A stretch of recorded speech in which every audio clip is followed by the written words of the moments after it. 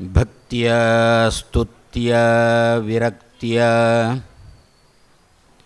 ಭಜದಮಲಜನ ಔನ್ನತ್ಯ ಭೂತಿ ಅರ್ಪಕಾಯ ಕ್ಷಿತ್ಯಾಂ ಅತ್ಯಲ್ಪಭೃತ್ಯೇಷ್ವಪಿ ಕುಜನಕೃತ ಔದ್ಧತ್ಯ ಭೂತ್ಯಾಜಕಾಯ ಕರ್ತ್ರೇ ಧರ್ತ್ರೇ ಅಥ ಹರ್ತ್ರೇ ಹಯಮುಖಹರಯೇ ಅಮುತ್ರ ಪಾತ್ರೇ ನಮಸ್ತೆ ತಸ್ಮೈ ಕಸ್ಮೈಚಿತ್ ಅಸ್ಮನ್ಮನಸಿ ಧೃತಕಥಾ ವಿಸ್ಮೃತೌ ಸ್ಮಾರಕಾಯ ಶ್ರೀರಮಾಯೈ ನಮಃ ಶ್ರೀ ಆನಂದತೀರ್ಥಗುರುಭ್ಯೋ ನಮಃ ಶ್ರೀ ಭಾರತ್ಯೈ ನಮಃ ಶ್ರೀ ವಾದಿರಾಜತೀರ್ಥಗುರುಭ್ಯೋ ನಮಃ ಪೂಜ್ಯಾಯ ರಾಘವೇಂದ್ರಾಯ ಸತ್ಯಧರ್ಮರತಾಯ ಚ ಭಜತಾಂ ಕಲ್ಪವೃಕ್ಷಾಯ ನಮತಾಂ ಕಾಮಧೇನವೇ ಶ್ರೀ ವಿದ್ಯಾಮಾನ್ಯತೀರ್ಥಗುರುಭ್ಯೋ ನಮಃ ವೇದಾಂತ ತರ್ಕಾದಿ ವಿದಗ್ಧ ಬುದ್ಧಿಂ ವಿದ್ಯಾ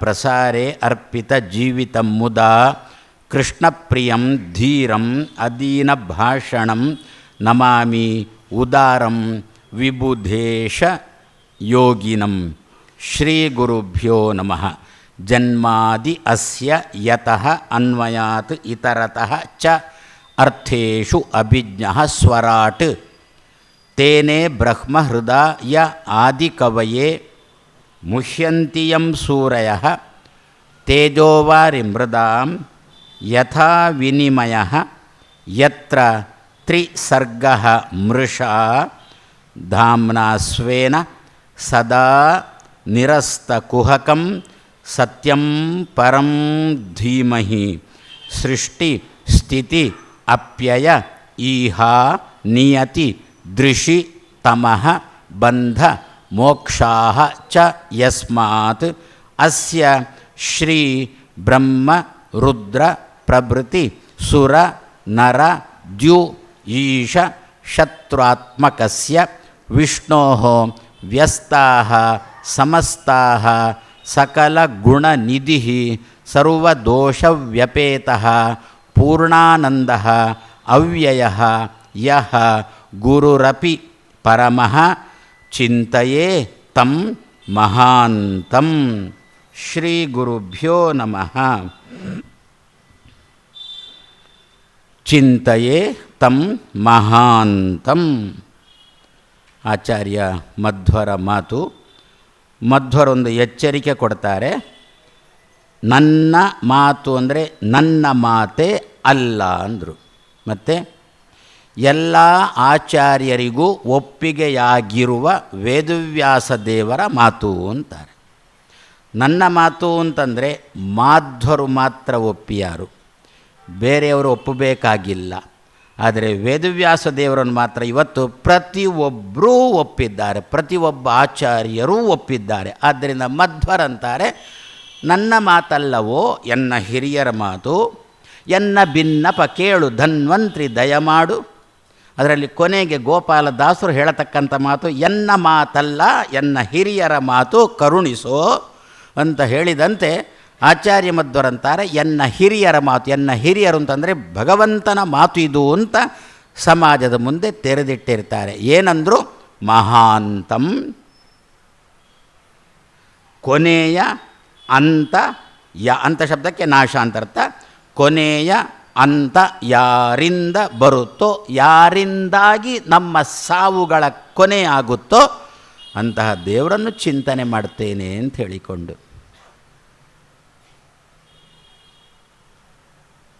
ಇಲ್ಲಿಗೆ ಬಂದಿದ್ದೇನೆ. ಉಪನ್ಯಾಸ ಮುಗಿಸಿ ಹೋಗ್ತೇನೆ. ಮತ್ತು ಯಾರೋ ಬಂದು ಕೇಳಿದರು ನಿಮ್ಮ ಹತ್ರ, ಸ್ವಾಮಿಗಳು ಎಲ್ಲಿ ಅಂತ. ಕೆಲವರು ಇರ್ತಾರೆ ಬಂದು ಹೋದ ಮೇಲೇ ಬಂದು ಕೇಳುವವರು ಇರ್ತಾರೆ. ಮೊದಲೇ ಬಂದು ಕೇಳಿಬಿಟ್ರೆ ಸ್ವಾಮಿಗಳನ್ನು ಭೇಟಿ ಮಾಡಬೇಕಾಗುತ್ತೆ ಅಂತ ಹೇಳಿಕೊಂಡು ಸ್ವಾಮಿಗಳು ಹೋದರು ಅಂತ ಖಾತ್ರಿ ಆದಮೇಲೆ ಸ್ವಾಮಿಗಳಲ್ಲಿ ಅಂತ ಕೇಳಿಕೊಂಡು ಬರ್ತಾರೆ. ಅವಾಗ ಏನಂತೀರಾ? ಸ್ವಾಮಿಗಳು ಹೊರಟು ಹೋದರು ಅಂತೀರಿ. ಯಾರೋ ಒಬ್ಬ ಭೇಟಿಗೆ ಬಂದ. ಹೇಗಿದ್ದಾರೆ ನಿನ್ನಪ್ಪ ಅಂತ ಕೇಳಿದೆ. ಅಪ್ಪ ಹೋಗಿ 10 ವರ್ಷ ಆಯಿತು ಅಂದ. ಸ್ವಾಮಿಗಳು ಎಲ್ಲಿದ್ದಾರೆ ಅಂತ ಕೇಳಿದ್ದಕ್ಕೆ ಸ್ವಾಮಿಗಳು ಹೋದರು. ಅಪ್ಪ ಹೇಗಿದ್ದಾರೆ ಅಂತ ಕೇಳಿದ್ದಕ್ಕೆ ಅಪ್ಪ ಹೋಗಿ 10 ವರ್ಷ ಆಯಿತು. ಈ ಹೋಗುವುದಕ್ಕೂ ಆ ಹೋಗುವುದಕ್ಕೂ ವ್ಯತ್ಯಾಸ ಉಂಟಲ್ಲ. ಹಾಗಾದರೆ ಈಗ ಏನು ಉಪನ್ಯಾಸ ಮುಗಿಸಿ ನಾನು ಹೋಗಿದ್ದೇನೆ, ಅದು ನಿಜವಾಗಿ ಹೋದದ್ದಲ್ಲ. ಯಾಕೆ ಅಂತಂದರೆ ಪುನಃ ಯಾವಾಗ ಧೋ ಅಂತ ಬರ್ತಾರೋ ಏನೋ ಯಾರಿಗೆ ಗೊತ್ತು.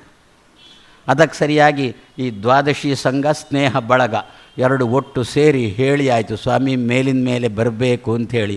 ಅದಕ್ಕೆಲ್ಲ ನೀವು ಉತ್ಸಾಹ ತೋರಿಸಿ ಆಯಿತು. ನನಗೆ ಬರಲಿಕ್ಕೆ ಉತ್ಸಾಹ ಇಲ್ಲದಿದ್ದರೂ ಕೂಡ ನಿಮ್ಮ ಮುಖದ ಉತ್ಸಾಹ ನೋಡಿಯಾದರೂ ಮೇಲಿನ ಮೇಲೆ ಇಲ್ಲಿಗೆ ಬರಬೇಕು ಅಂತ. ಹಾಗಾದರೆ ಶಬ್ದ ಪ್ರಯೋಗ ಮಾಡಿದ್ದು ಸ್ವಾಮಿಗಳು ಹೋದರು ಅಂತ. ಆದರೆ ಅದು ನಿಜವಾಗಿ ಹೋದದ್ದು ಅಂತಲ್ಲ. ಯಾಕೆ ಪುನಃ ತಿರುಗಿ ಬರುವಿಕೆ ಇರೋಣದರಿಂದ ಅದನ್ನು ಹೋದದ್ದು ಅಂತ ಕರೆಯುವುದಿಲ್ಲ. ಹೇಗೋ ಅದೇ ರೀತಿಯಲ್ಲಿ ನಮ್ಮ ಜೀವನದಲ್ಲಿ ಆಯುಷ್ಯ ಮುಗಿದು ನಾವು ಸತ್ತೆವು ಅಂತಂದರೆ ಅದನ್ನು ಸತ್ತದ್ದು ಅಂತ ಹೇಳಲಿಕ್ಕಿಲ್ಲ, ಮತ್ತು ಹೋದರು ಅಂತಷ್ಟೇ. ಯಾಕೆ ಸತ್ತದ್ದು ಅಂತ ಹೇಳಲಿಕ್ಕಿಲ್ಲ? ಪುನಃ ತಿರುಗಿ ಬರಲಿಕ್ಕುಂಟು, ಆದ್ದರಿಂದ ಸತ್ತದ್ದು ಅಂತ ಹೇಳಲಿಕ್ಕಿಲ್ಲ. ಹಾಗಾದರೆ ಯಾವುದನ್ನು ನಿಜವಾಗಿ ಸಾವು ಅಂತ ಕರೆಯುವುದು? ಯಾವಾಗ ಸತ್ತು ಹೋದೆವು ಅಂತಂದರೆ ಪುನಃ ಬರಲಿಕ್ಕೆ ಇಲ್ಲವೋ ಅದನ್ನೇ ಸಾವು ಎನ್ನುವ ಶಬ್ದದಿಂದ ನಿಮಗೊಂದು ಅದಕ್ಕೆ ಉದಾಹರಣೆ ಕೊಡ್ತೇನೆ. ಮಗ ರಾತ್ರಿ ಊಟ ಮಾಡಿ ಮಲಗಿದ್ದಾನೆ. ಆ ಮಗನಿಗೊಂದು ದೂರವಾಣಿ ಕರೆ ಬಂತು. ಆ ಕರೆಯನ್ನು ಅಮ್ಮ ಸ್ವೀಕಾರ ಮಾಡಿದಳು. ಸ್ವೀಕಾರ ಮಾಡಿದಾಗ ಆಚೆ ಬದಿಯಿಂದ ಹೇಳ್ತಾನೆ, ನಿಮ್ಮ ಮಗನ ಹತ್ರ ಸ್ವಲ್ಪ ಮಾತಾಡಬೇಕು ನನಗೆ ಅಂತಂದ. ಅದಕ್ಕೆ ಅಮ್ಮ ಏನಂತಾಳೆ? ನನ್ನ ಮಗ ಕಣ್ಣು ಮುಚ್ಚಿ ಅರ್ಧ ಗಂಟೆ ಆಯಿತು. ಹೇಳ್ತಾಳ? ನನ್ನ ಮಗ ಕಣ್ಣು ಮುಚ್ಚಿ ಅರ್ಧ ಗಂಟೆ ಆಯಿತು ಅಂತ ಹೇಳುವುದಿಲ್ಲ. ಯದ್ಯಪಿ ಕಣ್ಣು ಮುಚ್ಚಿಯೇ ಮಲಗಿದ್ದಲ್ವೋ, ಇನ್ನೂ ಕೂಡ ನಾವು ಕಣ್ಣು ತೆರೆದು ಮಲಗುವ ಹಂತಕ್ಕೆ ಬಂದಿಲ್ಲ. ಬಾಯಿ ತೆರೆದು ಬೇಕಾದರೆ ಮಲಗುತ್ತೇವೆ, ಕಣ್ಣು ತೆರೆದು ಮಲಗುವ ಹಂತಕ್ಕೆ ನಾವು ಇನ್ನೂ ಬಂದಿಲ್ಲ. ಆದರೂ ಕೂಡ ಕಣ್ಣು ಮುಚ್ಚಿ ಮಲಗಿದ್ದಾನೆ. ಅಮ್ಮ ಉತ್ತರ ಕೊಡುವಾಗ ಮಾತ್ರ ನನ್ನ ಮಗ ಕಣ್ಣು ಮುಚ್ಚಿ ಅರ್ಧ ಗಂಟೆ ಆಯಿತು ಅಂತ ಹೇಳೋಲ್ಲ. ಯಾಕೆ ಹೇಳೋಲ್ಲ? ನಾಳೆ ಬೆಳಿಗ್ಗೆ ಪುನಃ ಕಣ್ಣು ತೆರೀಲಿಕ್ಕೆ ಉಂಟು, ಆದ್ದರಿಂದ ಹೇಳೋಲ್ಲ ಅಷ್ಟೇ. ಯಾವಾಗ ಕಣ್ಣು ಮುಚ್ಚಿದರೆ ಮತ್ತೆ ತೆರೀಲಿಕ್ಕಿಲ್ಲವೋ ಅದನ್ನು ಅವರು ಕಣ್ಣು ಮುಚ್ಚಿ 10 ವರ್ಷ ಆಯಿತು, ಕಣ್ಣು ಮುಚ್ಚಿ 2 ವರ್ಷ. ಯಾಕೆ? ಪುನಃ ಕಣ್ಣು ತೆರೀಲಿಕ್ಕೆ ಇಲ್ಲ. ಅದೇ ರೀತಿಯಲ್ಲಿ ನಮ್ಮ ನಿಜವಾಗಿ ಯಾವುದನ್ನು ಸಾವು ಅಂತ ಕರೀಬೇಕು, ಸತ್ತರು ಅಂತ ಯಾವಾಗ ಹೇಳಬೇಕು ಅಂತಂದರೆ ಪುನಃ ಹುಟ್ಟಲಿಕ್ಕೆ ಇಲ್ಲದ ರೀತಿಯಲ್ಲಿ ಸತ್ತ ಅಂತಂದರೆ ಅದನ್ನು ಸತ್ತರು ಎನ್ನತಕ್ಕಂಥ ಶಬ್ದದಿಂದ ಕರೀಬೇಕಂತ. ಆ ಸಾವು ಯಾವುದು? ಅದನ್ನೇ ಮಹಾ ಅಂತ ಎನ್ನುವ ಶಬ್ದದಿಂದ ಕರೆದ್ರು. ಈ ಮಹಾ ಅಂತ, ಈ ಕೊನೆಯ ಸಾವು ಬರುವುದು ಯಾರಿಂದ? ಭಗವಂತನಿಂದ. ಯಾವ ಸಾವಿನ ಕಾಲದಲ್ಲಿ ಕೊನೆಯ ಹಂತದಲ್ಲಿ ನಮಗೆ ಭಗವಂತನ ಸ್ಮರಣೆ ಬರುತ್ತೋ, ಕೃಷ್ಣ ಗೀತೆಯಲ್ಲಿ ಅದನ್ನೇ ಅಲ್ವ ಹೇಳಿದ್ದು, ಏನು ಅಂತ? ಯಂ ಯಂ ವಾಪಿ ಸ್ಮರನ್ ಭಾವಂ ತ್ಯಜತಿ ಅಂತೆ ಕಲೇವರಂ. ಸಾಯುವ ಕಾಲದಲ್ಲಿ ಕೊನೆಯ ಹಂತದಲ್ಲಿ ಏನೇನನ್ನು ಸ್ಮರಣೆ ಮಾಡಿಕೊಂಡು ಸಾಯ್ತಾನೋ ಅದಕ್ಕೆ ಅನುಗುಣವಾಗಿ ಅವ ಹುಡ್ತಾನೆ ಕೌಂತೇಯ. ಆದ್ದರಿಂದ ಸಾಯುವ ಕಾಲದಲ್ಲಿ ಭಗವಂತನ ಸ್ಮರಣೆ ಬಂದು ಸತ್ಯವು ಅಂತಂದರೆ ಭಗವಂತನ ಬಳಿಗೆ ಹೋಗ್ತಾನೆ. ಪುನಃ ಹುಟ್ಟತಕ್ಕಂಥ ಪ್ರಸಂಗ ಅವನಿಗೆ ಜೀವನದಲ್ಲಿ ಬರೋಲ್ಲ. ಆದ್ದರಿಂದ ದೇವರನ್ನು ಏನು ಅಂತ ಚಿಂತನೆ ಮಾಡಬೇಕು ಪ್ರತಿ ದಿವಸ. ಮಹಾಂತಂ, ಮಹಾ ಅಂತವನ್ನು ಕೊಡುವವನೇ, ಪುನಃ ಹುಟ್ಟದ ರೀತಿಯಲ್ಲಿ ಸಾವನ್ನು ಕೊಡುವವನೇ ಅಂತ ಭಗವಂತನನ್ನು ನಾವು ಪ್ರತಿ ದಿವಸ ಸ್ಮರಣೆ ಮಾಡಿದರೆ ಇಂದಲ್ಲ ನಾಳೆ ನಮಗೆ ಅಂತಹ ಸ್ಮರಣ ಬರುವುದು ಖಂಡಿತ. ಆ ದೃಷ್ಟಿಯಲ್ಲಿ ಆಚಾರ್ಯ ಮಧ್ವರು ಭಾಗವತ ಶ್ಲೋಕದ ಕೊನೆಯಲ್ಲಿ ಅನ್ನೋದು ಚಿಂತೆಯೇ ತಂ ಮಹಾಂತಂ. ಹೇಗಿದ್ದಾನೆ ಭಗವಂತ? ಸಕಲ ಗುಣ ನಿಧಿ ಅಂತಾರೆ. ಅರ್ಥ ಆಯಿತು ನಮಗೆಲ್ಲ.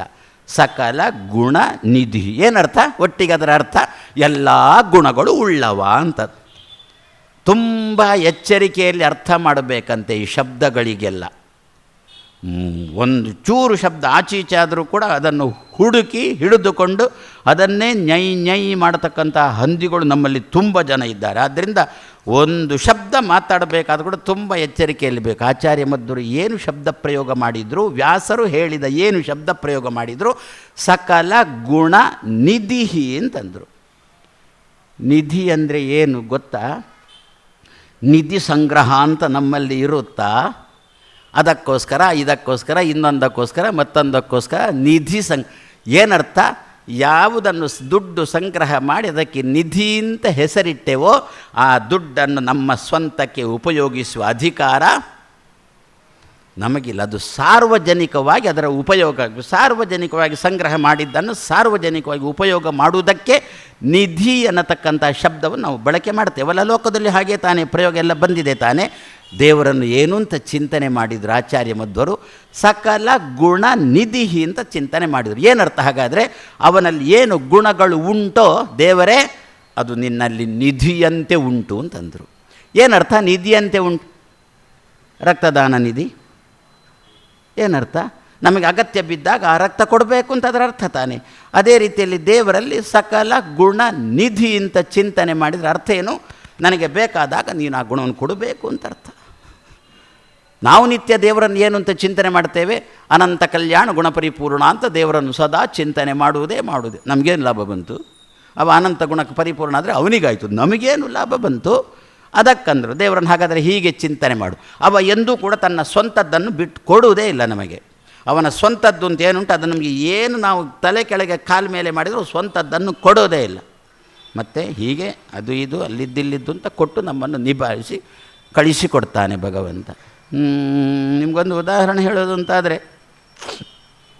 ದೇವಸ್ಥಾನಗಳಲ್ಲಿ ಈಗ ಒಂದು ಬಂದಿದೆ, ಸ್ವಲ್ಪ ಈಗಾದರೂ ಬಂತಲ್ಲ, ತುಂಬ ಸಂತೋಷ. ಏನದಕ್ಕೆ ಹೆಸರು? Dress code.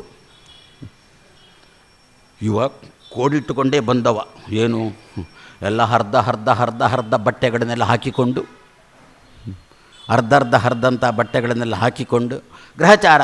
ನಮ್ಮಲ್ಲಿ ಬಟ್ಟೆ ಅಂಗಡಿಗಳು ಜಾಸ್ತಿ ಆಗಿದ್ದಾವೆ, ಆದರೆ ಹಾಡ್ಕೊಳ್ಳುವವರು ಮಾತ್ರ ಅರ್ಧದ್ದು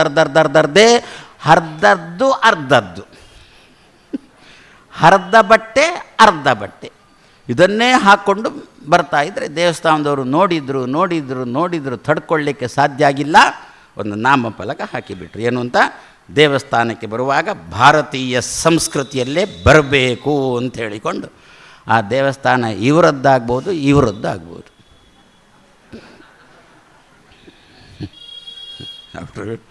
ಸುಮ್ಮನೆ ತಮಾಷೆಗೆ ಹೇಳ್ತೇನೆ. ಅಂದರೆ ತಲೆ ಮಾತ್ರ ಇರೋದು, ತಲೆ ಒಳಗೆ ಏನೂ ಇಲ್ಲ ಎನ್ನುವುದಕ್ಕೆ ಒಂದು ಉದಾಹರಣೆ ಕೊಡ್ತೇನೆ.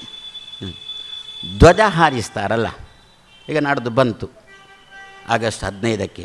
ಯಾಕೆ? ಅದು ಏನರ್ಥ? ನಮಗೆ ಸ್ವಾತಂತ್ರ್ಯ ಸಿಕ್ಕಿ 14 ವರ್ಷ ಆಯಿತು ಎನ್ನುವುದನ್ನು.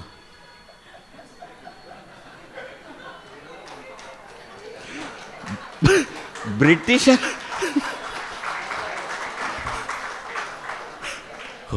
ನಮ್ಮ ಜನಕ್ಕೆ ತಡ ಆದರೂ ಅರ್ಥ ಆಯ್ತಲ್ಲ ತುಂಬ. ಬ್ರಿಟಿಷರು ಹೋಗಿ 75 ವರ್ಷ ಆದರೂ ನಮಗೆ ಸ್ವಾತಂತ್ರ್ಯ ಸಿಕ್ಕಿ ನಿಮ್ಮ ಧರ್ಮಾಚರಣೆಗೆ ಗಟ್ಟಿಯಾಗಿ ಜೈ ಶ್ರೀರಾಮ್ ಜೈ ಕೃಷ್ಣ ಅಂತ ಹೇಳಿಕೊಂಡು ಗಟ್ಟಿಯಾಗಿ ಹೇಳುವುದೇ ನಮಗೆ ಸ್ವಾತಂತ್ರ್ಯ. ಆ ಸ್ವಾತಂತ್ರ್ಯ ಸಿಕ್ಕಿ 14 ವರ್ಷ ಆಯ್ತಲ್ಲ. ಸರಿ, ಆ ಸ್ವಾತಂತ್ರ್ಯದ ದಿವಸ ಏನಂದು ಒಂದು ಧ್ವಜ ಅರಳಿಸುವ ಕ್ರಮ ಉಂಟು.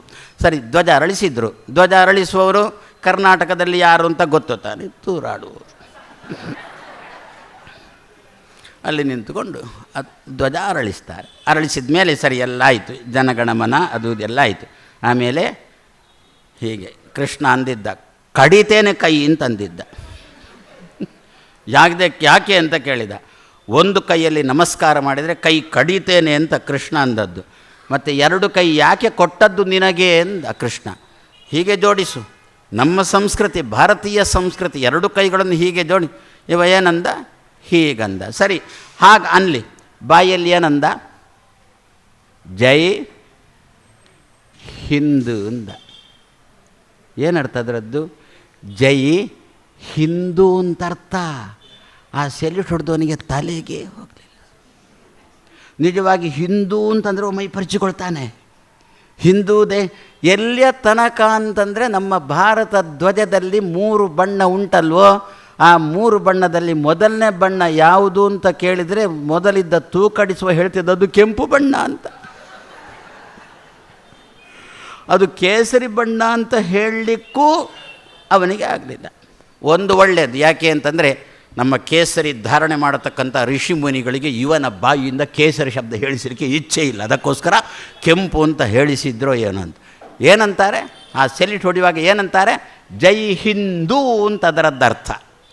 ಆದರೆ ಹಿಂದೂ ದೇಶ ಅಂತಂದು ಅನೇಕ ಪ್ರಸಂಗ ಬಂತು ಅಂತಂದರೆ ಸುತರಾಮ್ ಇದನ್ನು ಹಿಂದೂ ದೇಶ ಆಗಲಿಕ್ಕೆ ನಾನು ಬಿಡೋಲ್ಲ ಅಂತ ಗಲಾಟೆ ಮಾಡ್ತಾರೆ. ಜೈ ಹಿಂದ್.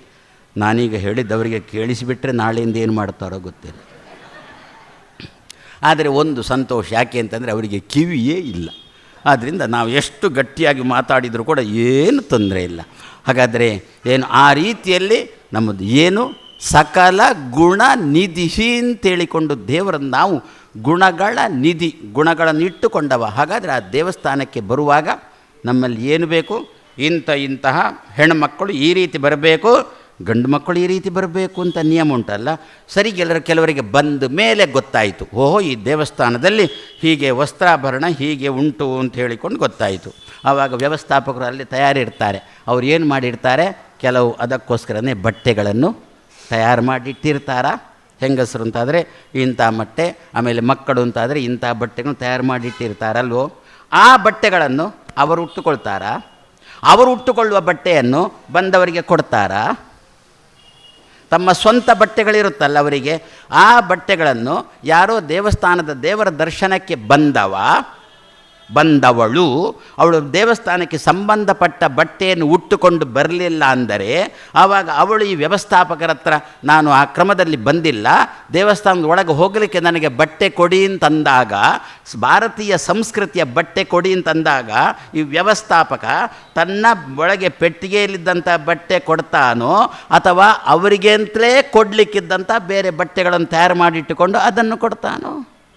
ತನ್ನ ಸ್ವಂತ ಬಟ್ಟೆ ಕೊಡೋಲ್ಲಲ್ಲ, ಅದಕ್ಕೋಸ್ಕರ ಕೆಲವು ಬಟ್ಟೆ ಯಾರೋ ಯಾಕೆ ಕೊಡೋಲ್ಲ ಅಂತ ಹೇಳಿಕೊಂಡು. ಮತ್ತು ಈ ಬಟ್ಟೆಯನ್ನು ಉಟ್ಟವರು ಎಂಥವರು ಯಾರು ಅಂತ ಯಾರಿಗೆ ಗೊತ್ತು? ಉಡುವವರು ಯಾರು ಅಂತ ಯಾರಿಗೆ ಗೊತ್ತು? ಅದಕ್ಕೆ ಹೇಳಿದ್ದು ಧನ್ಯವಾದ ಕೊರೋನಾಕ್ಕೆ. ಅಂದರೆ ಮತ್ತೆ ಇನ್ನೊಮ್ಮೆ ಬರಬೇಕು ಅಂತ ಅರ್ಥ ಅಲ್ಲ, ಧನ್ಯವಾದ ಕೊರೋನಾಕ್ಕೆ. ಯಾಕೆ? ಒಬ್ಬ ಉಟ್ಟ ಬಟ್ಟೆಯನ್ನು ಮತ್ತೊಬ್ಬ ಉಡಬಾರದು ಎನ್ನುವ ನಿಯಮ ಬಂದದ್ದು ಕೊರೋನಾ ಕಾಲದಲ್ಲಿ. ಆದರೆ ನಮ್ಮ ಋಷಿಮುನಿಗಳು ಆವಾಗಲೇ ನಿಯಮವನ್ನು ಮಾಡಿ ಹಾಕಿದ್ದಾರೆ, ಒಬ್ಬನ ಬಟ್ಟೆ ಮತ್ತೊಬ್ಬನಿಗೆ ಸುತರಾಮ್ ಕೂಡದು ಅಂತ ಹೇಳಿಕೊಂಡು. ಹಾಗಾದರೆ ಹೇಗೆ ನಾವು ಸ್ವಂತ ಉಡ್ಲಿಕ್ಕೆ ಅಂತ ಬಟ್ಟೆ ಉಂಟು, ಬಂದವರು ಕೇಳಿದಾಗ ಕೊಡಲಿಕ್ಕೆ ಅಂತ ಬಟ್ಟೆ ಹೇಗೆ ಪ್ರತ್ಯೇಕವಾಗಿ ಉಂಟು, ಅದೇ ರೀತಿಯಲ್ಲಿ ಭಗವಂತನಲ್ಲಿ ಕೂಡ ಎರಡು ರೀತಿಯಾದ ಗುಣಗಳು ಉಂಟು. ಒಂದು ತನ್ನ ಸ್ವಂತ ಗುಣಗಳು, ಆ ಗುಣಗಳನ್ನು ಭಗವಂತ ಯಾರಿಗೂ ಕೊಡೋಲ್ಲ. ಇನ್ನು ಕೆಲವರು ಬಂದು ಕೇಳ್ತಾರೆ, ದೇವರೇ ನನಗೆ ಆ ಗುಣ ಕೊಡು, ನನಗೆ ಈ ಗುಣ ಕೊಡು, ದೇವರೇ ನನಗೆ ಬುದ್ಧಿಶಕ್ತಿ ಕೊಡು. ಅಧ್ಯಾಪಕ ಪಾಠ ಮಾಡ್ತಿದ್ದ ತರಗತಿಯಲ್ಲಿ, ಅಧ್ಯಾಪಕ ಕೇಳಿದ ವಿದ್ಯಾರ್ಥಿಗಳ ಹತ್ರ, ದೇವರು ದಿಢೀರ್ ಅಂತ ಪ್ರತ್ಯಕ್ಷನಾದರೆ ಏನು ಕೇಳ್ತೀರಿ ನೀವೆಲ್ಲ ಅಂತ. ಯಾಕೆ? ಮಕ್ಕಳಂದರು ಮನೆ ಕೊಡು ಅಂತ ಕೇಳ್ತೇನೆ, ಆಸ್ತಿ ಕೊಡು ಅಂತ ಕೇಳ್ತೇನೆ, ದುಡ್ಡು ಕೊಡು ಅಂತ ಕೇಳ್ತೇನೆ, ಚಿನ್ನಾಭರಣ ಕೊಡು ಅಂತ ಕೇಳ್ತೇನೆ ಅಂತ ವಿದ್ಯಾರ್ಥಿಗಳು ಒಬ್ಬೊಬ್ಬರು ಒಂದೊಂದು ಹೇಳಿದರು. ಮಕ್ಕಳೆಲ್ಲ ಸೇರಿ ಅಧ್ಯಾಪಕನ ಹತ್ರ ಕೇಳಿದರಂತೆ, ನೀವೇನು ಕೇಳ್ತೀರಿ ಅಂತ. ಅಧ್ಯಾಪಕ ಅಂದಂತೆ, ಒಳ್ಳೆಯ ಬುದ್ಧಿ ಕೊಡು ಅಂತೇಳಿ ನಾನು ದೇವರ ಹತ್ರ ಕೇಳ್ತೇನೆ ಎಂದಂತೆ ಅಧ್ಯಾಪಕ. ಅದಕ್ಕೆ ಮಕ್ಕಳಂದ್ರಂತೆ, ಯಾರಿಗೆ ಯಾವುದಿಲ್ಲವೋ ಅವರದನ್ನು ಕೇಳುವುದು ಅಂತಂದರೆ.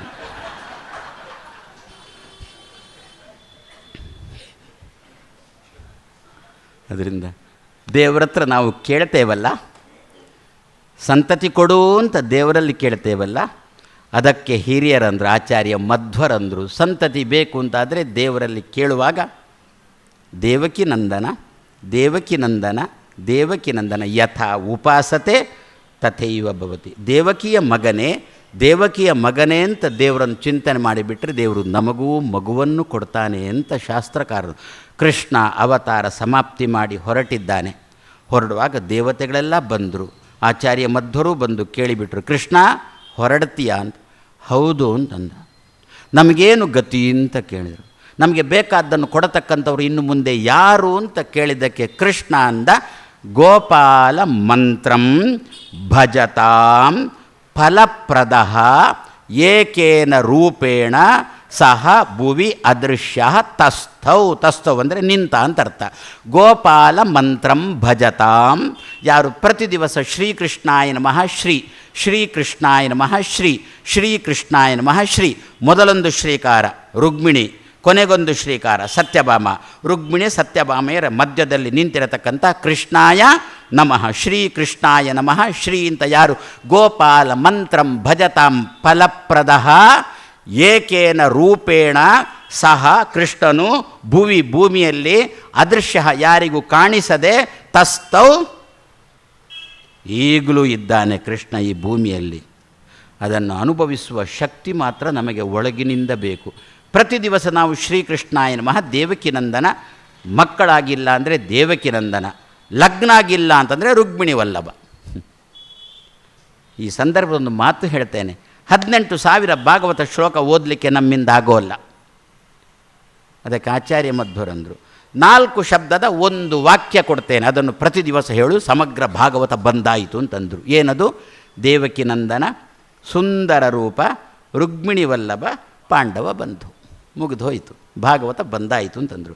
ಭಾಗವತದ ತಾಕತ್ತೇನು, ಭಾಗವತ ಯಾವುದಕ್ಕೋಸ್ಕರ ಹೊರಟದ್ದು ತಂದುಬಿಟ್ರೆ ಕೃಷ್ಣನ ಕತೆ ಹೇಳುವುದಕ್ಕೋಸ್ಕರ ಭಾಗವತ ಹೊರಟದ್ದು. ಪರೀಕ್ಷಿತ್ ರಾಜ ಕೂತದ್ದು ಯಾವುದಕ್ಕೋಸ್ಕರ? ಕೃಷ್ಣ ಕತೆ ಹೇಳಿ ಅಂಥೇಳಿ ಕೂತದ್ದು. ಯಾವ ಪರೀಕ್ಷಿತ್ ರಾಜ ಉತ್ತರೆಯ ಗರ್ಭದಲ್ಲಿ ಇರುವಾಗ ಅಶ್ವತ್ಥಾಮಾಚಾರ್ಯರು ಪ್ರಯೋಗ ಮಾಡಿರತಕ್ಕಂತಹ ಅಸ್ತ್ರ ಒಳಗಿನಿಂದ ಮಗುವನ್ನು ಸುಡುವ ಹಂತದಲ್ಲಿ ಇತ್ತೋ ಆವಾಗ ಕೃಷ್ಣನ ಚಕ್ರ ಒಳಗೆ ಹೋಗಿ ಆ ಅಸ್ತ್ರದಿಂದ, ಆ ಬೆಂಕಿಯಿಂದ ಈ ಮಗುವನ್ನು ರಕ್ಷಣೆ ಮಾಡಿತ್ತು. ಆದ್ದರಿಂದ ಮಗು ಹುಟ್ಟುವಾಗ ಸತ್ತಿತು. ಕೃಷ್ಣನ ಚಕ್ರ ಒಳಗಿನಿಂದ ರಕ್ಷಣೆ ಮಾಡ್ತಾ ಉಂಟು, ಆದರೂ ಹುಟ್ಟುವಾಗ ಮಾತ್ರ ಮಗು ಸತ್ತಿತು. ಮತ್ತೆ ಪುನಃ ಕೃಷ್ಣ ಬದುಕಿಸಿದ್ದು ಹೋಗಲಿ, ಅಂತೂ ಸತ್ತಿತಲ್ವಾ. ಅದಕ್ಕೆ ಅಲ್ಲೇ ಹಿರಿಯರು ಅರ್ಥ ಬರೆದ್ರು. ಏನು ಅಂತ? ಬ್ರಾಹ್ಮಣರ ಬಾಯಿಯಿಂದ ಬಂದ ಮಾತನ್ನು ದೇವರು ಎಂದೂ ಸುಳ್ಳು ಮಾಡೋಲ್ಲ. ವಿಪ್ರವಾಕ್ಯಂ ಜನಾರ್ದನ, ಬ್ರಾಹ್ಮಣರ ಬಾಯಿಯಿಂದ ಬಂದದ್ದು. ತಕ್ಷಣ ನಮಗೆಲ್ಲ ಕೋಡು ಬಂತು. ಇವಾಗ ಶರ್ಟಿನ ಒಳಗಿದ್ದ ಯಜ್ಞೋಪವೀತ ಹೊರಗೆ ಬಂತು. ಆದರೆ ಈಗಿನ ಕಾಲದಲ್ಲಿ ಶರ್ಟಿನ ಒಳಗೆ ಯಜ್ಞೋಪವೀತ ಇರುವುದೂ ಡೇಂಜರ್. ಹೊರಗಿನಿಂದ ನಖಶಿಖಾಂತ ಕಪ್ಪು ವಸ್ತ್ರ ಎಷ್ಟು ಬೇಕಾದರೂ ಹಾಕ್ಕೊಂಡು ಬನ್ನಿ, ಒಳಗಿನಿಂದ ಮಾತ್ರ ನಿಮ್ಮದು ಏನೇನೇನೇನೇನೇನು ಇರಕೂಡದು. ಯಜ್ಞೋಪವೀತ ಮೇಲಕ್ಕೆ ಬಂತು, ಇಲ್ಲೊಂದು ಊರ್ಧ್ವ ಪುಂಡ್ರ ಮೇಲಕ್ಕೆ ಬಂತು. ಅದಕ್ಕೆ ವೇದವ್ಯಾಸದೇವರಂದದ್ದು ಏನು? ವಿಪ್ರವಾಕ್ಯಂ ಜನಾರ್ದನ, ಬ್ರಾಹ್ಮಣರ ಮಾತು, ಬ್ರಾಹ್ಮಣ ಶಬ್ದಕ್ಕರ್ಥ ಬ್ರಹ್ಮನನ್ನು ತಿಳಿದವನು ಅಂತ ಅರ್ಥ. ಅಲ್ಲಿ ಜಾತಿಯ ವಿಚಾರ ಬಂದೇ ಇಲ್ಲ. ಯಾರು ಬ್ರಹ್ಮನನ್ನು ತಿಳಿದಿದ್ದಾನೋ, ಯಾರು ಅದರ ಶಬ್ದ ನಿಜವಾದ ಅರ್ಥ ಹೇಳ್ತೇನೆ, ಬ್ರಹ್ಮನನ್ನು ಅಣಕಿಸುವವನು ಬ್ರಹ್ಮಾಣ ಬ್ರಾಹ್ಮಣ. ಅಣ ಅಂತುಂಟ, ಅಣ ಅಂದರೆ ಅಣಕಿಸುವುದು ಅಂತ ಅರ್ಥ. ಬ್ರಹ್ಮನನ್ನು ಅಣಕಿಸುವುದು ಅಂತಂದರೆ, ನಮ್ಮಲ್ಲಿ ಅಣಕಿಸುವುದು ಅಂತ ಗೊತ್ತಾ? ಅಣಕು ಪ್ರದರ್ಶನ ಅಂತ ಗೊತ್ತಾ? ಏನು? ಟೆರರಿಸ್ಟ್ ಬಂದಾಗ ಹೇಗೆ ಅವರನ್ನು ಎದುರಿಸಬೇಕು ಅಂತ ಹೇಳಿಕೊಂಡು ಕಲಿಸಿಕೊಡೋದು ಎಲ್ಲ ಕಲ್ತ. ಟೆರರಿಸ್ಟ್ ಬಂದಾಗ ಮಲಗಿ, ಯಾಕೆ ನನ್ನ ಕೆಲಸ ಆಗಲೇ ಮುಗ್ದಾಗಿದೆ ಅಂತ ಹೇಳಿಕೊಂಡು ಮಲಗಿಬಿಟ್ಟೆ. ಹಾಗಾದರೆ ಅದನ್ನು ಅಣಕಿಸುವುದು. ನನ್ನ ಉಪನ್ಯಾಸವನ್ನು ನನಗೊಂದು ಹೆಮ್ಮೆ ಏನು ಗೊತ್ತಾ? ನೋಡೋಣ, ನೀವು ನಿಮ್ಮ ಮಕ್ಕಳ ಬಾಯಿಯಿಂದ ಮನೆಯಲ್ಲಿ ನಾರಾಯಣ ನಾರಾಯಣ ಅಥವಾ ಹರೇ ಕೃಷ್ಣ ಪೂಜ್ಯಾಯ ರಾಘವೇಂದ್ರಾಯ ಅಂತ ಹೇಳಿಸಿ ಜಪ್ಪಯ್ಯ ಅಂದರೂ ಹೇಳೋಲ್ಲ. ನೀವು ಬಂದು ನನಗೆ ನಮಸ್ಕಾರ ಎಲ್ಲ ಮಾಡುವಾಗ ನಾನು ಗಟ್ಟಿಯಾಗಿ ನಾರಾಯಣ ನಾರಾಯಣ ನಾರಾಯಣ ನಾರಾಯಣ ಅಂತಂತೇನಲ್ಲ. ಕೆಲವರು ಕೇಳ್ಬೋದು, ಯಾಕೆ ಇವರು ನಾರಾಯಣ ನಾರಾಯಣ ನಾರಾಯಣ ನಾರಾಯಣ ಅಂತಾರೆ ಅಂತ ಹೇಳಿಕೊಂಡು. ನಿಮ್ಮ ನಮಸ್ಕಾರ ತಗೊಳ್ಳುವ ಅಧಿಕಾರ ನನಗಿಲ್ಲ, ಅದು ದೋಷರಹಿತನಾದಂಥ ಅವನಿಗೆ ಸಲ್ಲಿಸ್ತೇನೆ ಅಂತ ನಾನೊಂದು ಮಾಧ್ಯಮ ಅಷ್ಟೇ ಅಂತ ತಿಳಿಸೋದಕ್ಕೋಸ್ಕರ ನಾರಾಯಣ ನಾರಾಯಣ ನಾರಾಯಣ ಅನ್ನತಕ್ಕಂಥ ಶಬ್ದ ಪ್ರಯೋಗ ಮಾಡುವುದು. ಹೀಗೆ ನಾನು ಗಟ್ಟಿಯಾಗಿ ಹೇಳ್ತಾ ಇರಬೇಕು ಅಂತಾದರೆ ಅಮ್ಮ ತನ್ನ ಚಿಕ್ಕ ಪುಟ್ಟ ಮಕ್ಕಳನ್ನು ಕರ್ಕೊಂಡು ಬಂದು ನಮಸ್ಕಾರ ಮಾಡುವಾಗ ನಾನು ಹೇಳಿದ್ದನ್ನೇ ಮಕ್ಕಳು ಅಣಕಿಸಲಿಕ್ಕೆ ಶುರು ಮಾಡ್ತವೆ. ನನಗೆ ಭಾರೀ ಸಂತೋಷ. ಒಂದು ನಾನು ಹೇಳಿದ್ರಿಂದ ಪುಣ್ಯ, ಎರಡನೇದ್ದು ಮಗುವಿನ ಬಾಯಿಂದ ಹೇಳಿಸಿದ ಪುಣ್ಯ. ಡಬಲ್ ಧಮಾಕ ನನಗೆ ಜೀವನದಲ್ಲಿ. ಅದಕ್ಕೋಸ್ಕರನೇ ನಮ್ಮಲ್ಲಿ ಹಿರಿಯರು ಹೇಳಿದ್ದೇನು ಅಂತ, ಮನೆಯಲ್ಲಿ ಗಟ್ಟಿ ಮಂತ್ರ ಹೇಳು ಅಂತ ಅದಕ್ಕೋಸ್ಕರನೇ ಹೇಳಿದ್ದು. ಗಟ್ಟಿ ಲಕ್ಷ್ಮೀ ಶೋಭಾನ ಹೇಳು, ಗಟ್ಟಿಯಾಗಿ ಹರಿಕಥಾಮೃತ ಸಹ ಹೇಳು ಅಂತ ಅದಕ್ಕೆ ಹೇಳಿದ್ದು. ಯಾಕೆ? ಮಕ್ಕಳದನ್ನು ಕೇಳಿ ಕೇಳಿ ಕೇಳಿ ಕೇಳಿ ಕೇಳಿ ಸುಲಭದಲ್ಲಿ ಸಹಜವಾಗಿ ಮಕ್ಕಳು ಹೇಳಲಿಕ್ಕೆ ಶುರು ಮಾಡ್ತಾರೆ. ಆ ದೃಷ್ಟಿಯಿಂದ ನಾರಾಯಣ ನಾರಾಯಣ ನಾರಾಯಣ ಅನ್ನತಕ್ಕಂತಹ ನಾಮವನ್ನು ಗಟ್ಟಿಯಾಗಿ ಹೇಳಬೇಕು, ಮಂತ್ರಗಳನ್ನು ನಾವು ಗಟ್ಟಿಯಾಗಿ ಹೇಳಬೇಕು. ಹೀಗೆ ನಾವು ಭಗವಂತನ ಬಗ್ಗೆ ನಮ್ಮ ಜೀವನದಲ್ಲಿ ಅದರೇನು ಸಕಲ ಗುಣ ನಿಧಿ ಅಂತ ಹೇಳಿಕೊಂಡು ದೇವರನ್ನು ಚಿಂತನೆ ಮಾಡುವಾಗ ಏನು ಹೊರಗಿನಿಂದ ಎಲ್ಲಿಯಾದರೂ ಒಂದು ವಸ್ತುವಿನಲ್ಲಿ ಒಂದು ಗುಣ ಕಂಡೇವಾ, ಒಂದು ಪುಷ್ಪ ಕಂಡೆವು ಅಂತ ಭಾವಿಸೋಣ. ಅದರಲ್ಲಿ ಮಾರ್ಧವ ಉಂಟಾ? ಆ ಪುಷ್ಪದಲ್ಲಿ ಮಾರ್ಧವ ಇತ್ತು ಅಂತಂದು ಬಿಟ್ಟರೆ, ಕೃಷ್ಣ ಇದು ನೀನು ಕೊಟ್ಟ ಮಾರ್ಧವ. ಕೃಷ್ಣನನ್ನು ಪ್ರತಿಯೊಂದು ಸಂದರ್ಭದಲ್ಲಿಯೂ ಕೂಡ ಕೃಷ್ಣನನ್ನು ಎಣಿಸೋಣ. ಹಾಗೆ ಏನು ದೇವಕಿ ನಂದನ ಸುಂದರ ರೂಪ ರುಕ್ಮಿಣಿ ವಲ್ಲಭ ಪಾಂಡವ ಬಂಧು. ದೇವಕಿ ನಂದನ ಅವ ಅದಕ್ಕೋಸ್ಕರನೇ ಕೂತದ್ದಲ್ವೋ, ಹುಟ್ಟಿದ್ದು ಹೆಣವಾಗಿಯೇ ಹುಟ್ಟಿತು. ಕೃಷ್ಣ ಅಲ್ಲಿಯೂ ಕೂಡ ಏನು ಮಾಡಿದ, ಎನ್ನನ್ನು ಯಾರು ತಿಳಿದಿದ್ದಾರೋ, ಎನ್ನನ್ನು ಯಾರು ಚೆನ್ನಾಗಿ ತಿಳ್ಕೊಳ್ಳುವ ಮೂಲಕ ಬ್ರಾಹ್ಮಣರು ಅಂತಾಗಿದ್ದಾರೋ, ಭೀಷ್ಮ, ದ್ರೋಣ, ಕೃಪ, ಅಶ್ವತ್ಥಾಮ, ವಿದುರ ಇಷ್ಟು ಜನ ಕೂತಿದ್ದಾರೆ ಒಂದು ಸಭೆಯಲ್ಲಿ. ಕೃಷ್ಣನೂ ಕೂತಿದ್ದಾನೆ. ಆವಾಗ ಯಾರೋ ಬಂದು ಕೃಷ್ಣನ ಹತ್ರ, ಇಲ್ಲಿ ಬ್ರಾಹ್ಮಣರು ಯಾರಾದರೂ ಇದ್ದರೆ ನನಗೆ ಪಾದಪ್ರಕ್ಷಾಲನೆಗೆ ಕಳಿಸಿಕೊಡಿ ಇಂದ ಯಾರೋ ಬಂದು ಕೃಷ್ಣನ ಹತ್ರ ಕೇಳಿದರು. ಆಮೇಲೆ ನಾನೊಂದು ಬ್ರಾಹ್ಮಣರಿಗೆ ವೈದಿಕ ನಡೀತಾ ಉಂಟು ಮನೆಯಲ್ಲಿ, ಬ್ರಾಹ್ಮಣರಿಗೆ ಭೋಜನ ಹಾಕಬೇಕು ಅಂತ ಸಂಕಲ್ಪ ಮಾಡಿದ್ದೇನೆ.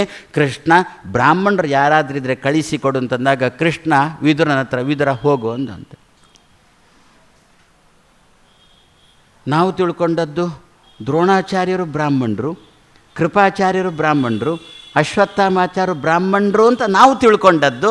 ಆದರೆ ಕೃಷ್ಣ ಅಲ್ಲಿ ವೈದಿಕರ ನಡೆಯುವ ಮನೆಯಲ್ಲಿ ಊಟಕ್ಕೆ ಕೃಷ್ಣ ಕಳಿಸಿದ್ದು ವಿದುರ ಅವರಿಗೆ ಬ್ರಾಹ್ಮಣರು ಬೇಕಂತೆ, ಹೋಗು ಅಂತಂತ. ಭೀಷ್ಮಾದಿಗಳು ಕಂಗಾಲು, ಏನು ಅಂತಲೇ ಗೊತ್ತಾಗಿಲ್ಲ. ಕೃಷ್ಣ ಏನೋ ಮರ್ಯಾದೆ ತೆಗೀತೀಯ ಅಂತ ಇವರು ಕೇಳಿಬಿಟ್ರೆ, ಕೃಷ್ಣ ಅಂದರೆ ತೆಗೀಲಿಕ್ಕೆ ಇದ್ದರೆ ಅಲ್ವೋ ಅಂದ. ಇದ್ರೆ ತೆಗಿ. ಯಾಕೆ ಏನಾಯಿತು ಅಂದ, ಆ ದಿವಸ ದ್ರೌಪದಿಗೆ ಆ ತುಂಬಿದ ಸಭೆಯಲ್ಲಿ ದ್ರೌಪದಿಯ ಮೇಲೆ ದುಶ್ಯಾಸನ ಕೈ ಮಾಡಿದಾಗ ಭೀಷ್ಮ, ದ್ರೋಣ, ಕೃಪಾ, ಅಶ್ವತ್ಥಾಮ ನೀವು ಒಂದು ವೇಳೆ ಬ್ರಹ್ಮನನ್ನು ತಿಳಿದವರೇ ಆಗಿದ್ದರೆ, ದೇವರನ್ನು ತಿಳಿದವರೇ ಆಗಿದ್ದರೆ, ದೇವರ ಮನಸ್ಸು ಏನು ಅಂತ ತಿಳಿದವರೇ ಆಗಿದ್ದರೆ ಪ್ರತಿಭಟನೆ ಮಾಡ್ತಿದ್ದಿರಲ್ವೋ? ಮಾಡಿದ್ದೀರಾ ಪ್ರತಿಭಟನೆ? ತಲೆ ಕೆಳಗೆ ಹಾಕಿ ತೆಪ್ಪಗೆ ಕೂತುಕೊಳ್ಳುವ ಮೂಲಕ ನಿಮ್ಮ ಸಮ್ಮತಿಯನ್ನು ತೋರಿಸಿದ್ದಲ್ವೋ? ಇದು ಒಬ್ಬನೇ ಎದ್ದು ನಿಂತು ಪ್ರತಿಭಟನೆ ಮಾಡಿದ್ದು ಅವನೇ ವಿದುರ. ಯದ್ಯಪಿ ಅವನ ಪ್ರತಿಭಟನೆ ಮಾತಿಗೆ ಕಾಸಿನಷ್ಟು ಬೆಲೆ ಬಂದಿಲ್ಲ. ಅವನಿಗೆ ಗೊತ್ತು ಕಾಸಿನಷ್ಟು ಬೆಲೆ ಇಲ್ಲ ಅಂತ ಗೊತ್ತು. ಆದರೂ ಪ್ರತಿಭಟನೆ ಮಾಡಿಲ್ಲ ಅಂದರೆ ನಾಳೆ ಮಹಾಭಾರತ ಯುದ್ಧದಲ್ಲಿ ಮೊದಲು ನಾನು ತಲೆ ಕೊಡಬೇಕಾಗುತ್ತೆ ಅಂತ ವಿದುರ ಭಯಪಟ್ಟ. ಆದ್ದರಿಂದ ಮೊದಲು ಭೀಷ್ಮಾಚಾರ್ಯರು ತಲೆ ಕೊಟ್ಟದ್ದು, ಆಮೇಲೆ ದ್ರೋಣಾಚಾರ್ಯರು ತಲೆ ಕೊಟ್ಟು. ಯಾಕೆ? ಕೃಷ್ಣನಿಗೆ ವಿರುದ್ಧವಾಗಿ ನಡ್ಕೊಂಡದ್ದರಿಂದ. ಅದರಿಂದ ನಮ್ಗೆ ಗೊತ್ತಲ್ವೋ, ಏನು ಮಾಡಿದರೆ ಕೃಷ್ಣನಿಗೆ ಖುಷಿಯಾಗುತ್ತೆ, ಏನು ಮಾಡಿದರೆ ಕೃಷ್ಣನಿಗೆ ಬೇಸರ ಆಗುತ್ತೆ ನಮ್ಗೆ ಗೊತ್ತು. ನಾನು ಮೊನ್ನೆಯಿಂದ ಹೇಳ್ಕೊಂಡು ಬರ್ತಿದ್ದೇನೆ, ಬೇರೆ ಎಲ್ಲವನ್ನೂ ಬಿಟ್ಟು ಬಿಡೋಣ, ಸದ್ಯಕ್ಕೆ ಅಂತಃಕರಣ ಶುದ್ಧಿಗಾಗಿ ಒಂದು ಇಟ್ಟುಕೊಳ್ಳೋಣ, ಅದೇ ಏಕಾದಶಿ ಉಪವಾಸ. ಒಂದಿಟ್ಟು ನಮಗೆ ಆರಂಭದಲ್ಲಿ ಏಕಾದಶಿ ಉಪವಾಸ ಮಾಡಲಿಕ್ಕೆ ಆಗೋಲ್ಲ, ಗೊತ್ತು. ಯಾಕೆ? ನಾವು ಪ್ರತಿ ದಿವಸ 4 ಹೊತ್ತು ಉಣ್ಣುವವರು. ಹಿರಿಯರೊಂದು ಮಾತು ಹೇಳಿದ್ದುಂಟು, 1 ಹೊತ್ತು ಉಣ್ಣುವವ ಯೋಗಿ. ನಿಮ್ಗೆ ಗೊತ್ತು.